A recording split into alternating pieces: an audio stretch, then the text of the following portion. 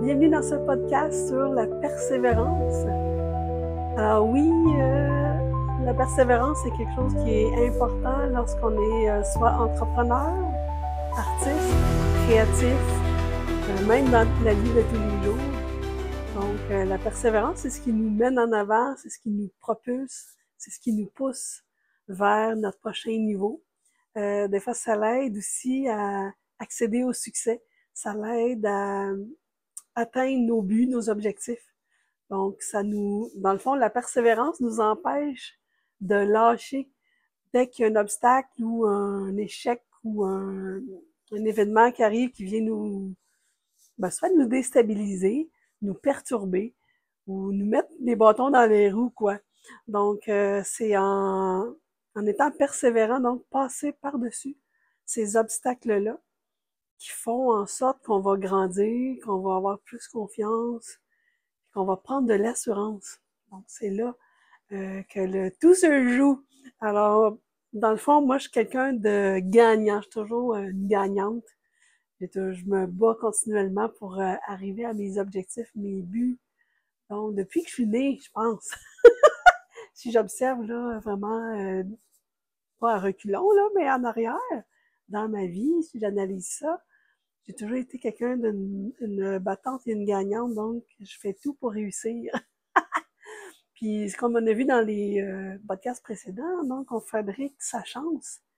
Donc, on fabrique sa chance, et avec la persévérance là-dedans, ben c'est là qu'on atteint vers le succès ou vers les objectifs qu'on s'était fixés. Ça ne veut pas dire qu'on va toutes les réussir. Je les ai pas toutes réussi, mes objectifs. Mais je m'en fais pas, puis je passe par-dessus. Puis dans le fond, je me dis next. Il n'est pas réussi, next, ou je le reporte, je le réessaye, mais je le réessaye pas tant qu'il marche pas. Sans ça, c'est une continuité sans fin, c'est une roue sans fin. Ben, l'échec, c'est si on recommence 10 fois la même recette, qu'on la rate, tu utilises la même façon, les mêmes ingrédients, peut-être qu'il y a un ingrédient qui marchait pas ou la recette est pas bonne. Fait que change la recette ou modifie les ingrédients ou la quantité, tu sais. C'est un peu la même chose pour la persévérance. Euh, on persévère, mais on s'aligne, en s'alignant. Un fine-tuning comme un bouton de radio. Donc, on ajuste au fur et à mesure qu'on avance, puis on s'en va vers la lignée ou la destinée vers laquelle on a été choisi ou assigné ou des choses comme ça. Donc, est-ce que dans ma vie, la persévérance m'a amené ce que je suis là? Ben oui. Ça fait très longtemps que je m'étais dit, moi, plus tard, je veux arrêter le travail que je fais pour faire des arts, puis tu sais, on verra qu'est-ce que ça fera. Mais c'est pour ça que je me suis perfectionnée en travaillant. J'ai été à des cours de soir pour de la peinture, certificat en plastique, tout ça. Fait que j'ai fait comme 2 affaires en parallèle. Mais pour me préparer à plus tard, fait que ça fait comme 20 ans que je me prépare à plus tard. Et si tu penses juste la veille à plus tard, t'auras beau être persévérante ou persévérant, ça se peut que tu sois moins, ton succès va peut-être être moins grand que si tu penses d'avance. Il y a un peu de préparation là-dedans. Se préparer à être persévérant. Pourquoi se préparer? Parce que si on se prépare pas, mais on l'a pas. Dans le fond, les acteurs, quand ils font leur émissions, même les émissions de radio, les téléséries, les films, ben, on se prépare. C'est pas la veille, ok, j'ai pas lu mon texte, je m'en viens, puis je vais tout réussir du premier coup. Et c'est pas facile, c'est pas comme ça. Alors on se prépare, on se pratique.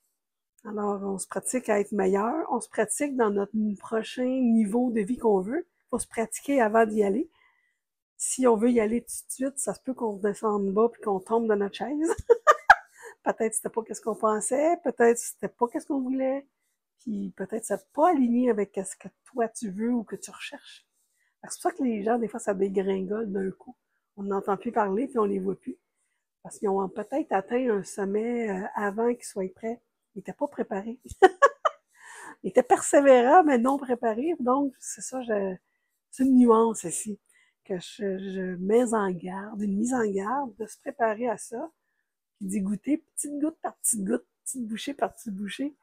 Puis quand tu vas être rendu là, à ton niveau que tu veux être, ben, tu vas l'avoir déjà testé. Tu vas l'avoir déjà accepté ou déjà vécu. Ça fait bien moins peur que si t'arrives là d'une shot. Fait que si t'as des petits succès, t'es célèbre, puis si t'as des petits changements à faire en t'enlignant puis en étant persévérant dans ton cheminement, ben, ça va aller être bien plus facile que si tu veux sauter là, à l'autre bord de la rivière en saut de bungee. Mais par contre, si tu avais placé des petits cailloux, ben un petit pas, puis boum, la rivière est passée. Bien plus facile.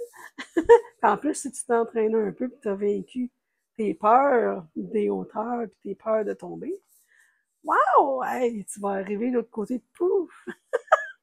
Fait que c'est un peu ça. La guidance que je voulais parler dans cette podcast-là, dans cet énoncé-là, dans le fond.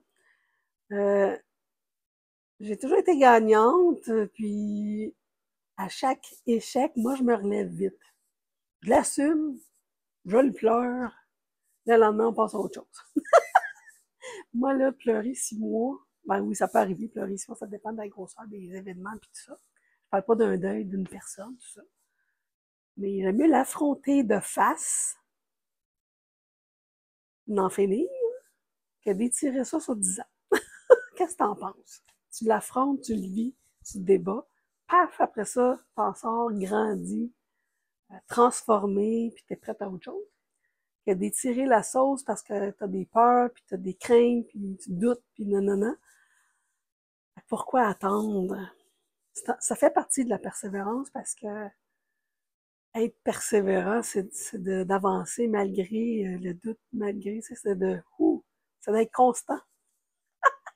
Tu sais, à l'école secondaire, on recevait des certificats là, dans le temps, puis j'avais toujours des certificats de persévérance, puis de constance. Constance en histoire, persévérance. Donc, c'est ce qui fait ma nature, c'est ce qui fait moi qui je suis, mais c'est ce qui fait qu'on avance, puis qu'on change, puis qu'on accepte le changement aussi. Ça fait partie de ça. Si tu n'acceptes jamais le changement, comment veux-tu être persévérant parce que tu as toujours le changement qui te bloque à chaque fois? Tu as toujours la nouveauté, les autres, tu vas aller te comparer aux autres, ah, elle est rendue là. Mais être persévérant, c'est vaincre cette peur-là. C'est dire, c'est pas grave, qu'elle fasse ce qu'elle veut, moi je vais faire ce que je veux, je vais avancer. On s'en fout des autres, puis ah oui, on fonce dans le tas. Fait que c'est ça, être, dans le fond, être, voyons comment, affirmer, s'affirmer en étant persévérant. Donc, dans le fond, c'est la constance, puis de toujours continuer. Même si on a des peurs, des doutes, des chagrins, des émotions, il faut comme les absorber, les accepter, les vivre. Puis après, on change ici le mindset. Il y en a qui ont dit qu'ils n'aimaient plus le mot mindset. Je ne sais pas comment l'appeler. L'esprit. Alors, on change notre mental et puis on avance dans la persévérance de la foi que on va réussir. Si on est toujours en train de s'auto-saboter en se disant qu'on n'est pas bon, qu'on n'est pas assez, qu'on est trop, écouter tout le monde, ben là, tu vas rester où ce que t'es jusqu'à vitam aeternam. Fait que, est-ce que t'aimes mieux piétiner sur place ou avancer malgré les embûches? Pose-toi la question. Des fois, c'est y répondre aussi. Alors, avancer dans les embûches, ça te renforce le caractère. Ça te met de la confiance et de l'affirmation.